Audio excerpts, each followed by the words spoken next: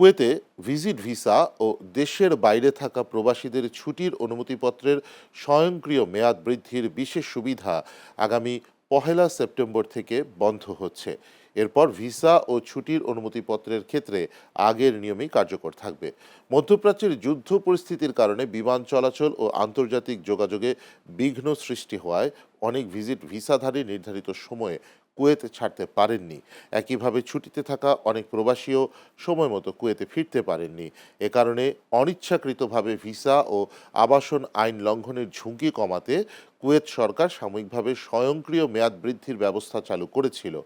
দেশের বাইরে থাকা প্রবাসীদের ছুটির মেয়াদও 3 মাস বাড়ানো হয়েছিল।